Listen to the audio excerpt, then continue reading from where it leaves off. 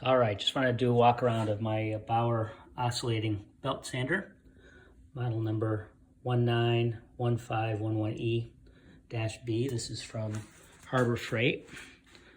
So I've got mine set up on my mobile workbench. And it does have a dust port. Unfortunately, it's a 1.5-inch dust port, and I don't have a fitting for that, so I'm gonna have to get a step down so that I can run my hose to that. So this is the setup. Assembly was pretty simple. Pretty much just mount this part. This is the belt sander as opposed to the spindle sanders. It does have 5 different sizes. You got 1/2 inch, 3/4, 1 inch, 1.5, and 2.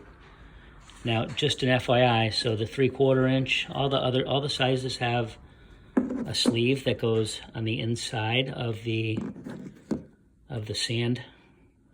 sandpaper collar, but the 1/2 inch does not have a sleeve that goes in it. It actually fits on the part that's under here.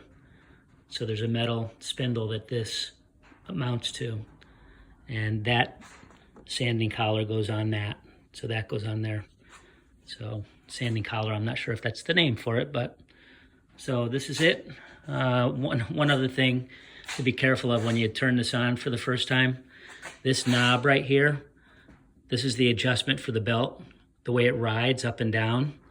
When I first turned mine on, the belt started running down pretty quickly. So what I did is I turned it off and I adjusted this a little bit. So you can see on the top, it's plus or minus.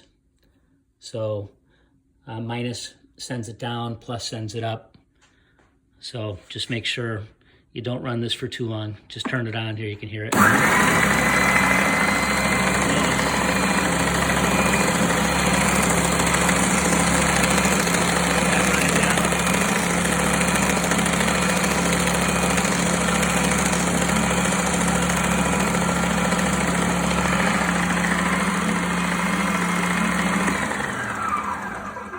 So you want to make a little turn on that and then let it move. Let it take a bunch of turns with the sander just to make sure that, because you over adjust it, it's just going to keep running down. So make tiny adjustments while it's running. Let it run for a bit.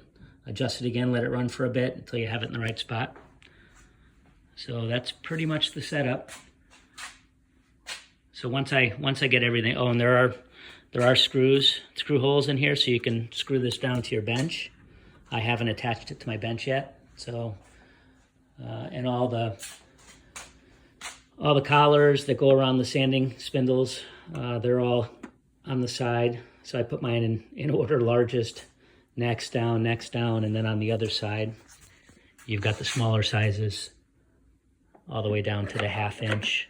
And then you got the nut for the spindles, for the different size spindles for the sander.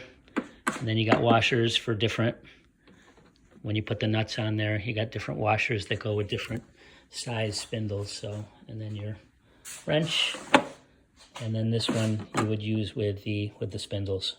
So when you take off the belt sander, you would put that on, and then each one of these different size collars go in here based on what size sanding collar you're using. So sanding spindle, I should say. And I do like that they have holes in these so that it helps with the dust extraction. So trying to keep the dust level low. And then it does adjust the angle. And the good thing is when you loosen it, it's not going to drop until you move it.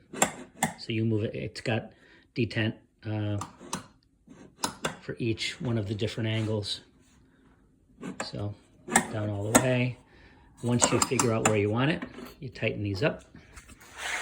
Tighten both sides up. And it's not going anywhere. So that's pretty in there. And then you loosen it. And again, you can loosen it. It's not going to go anywhere till you tell it to. So that's pretty good. And that's pretty good.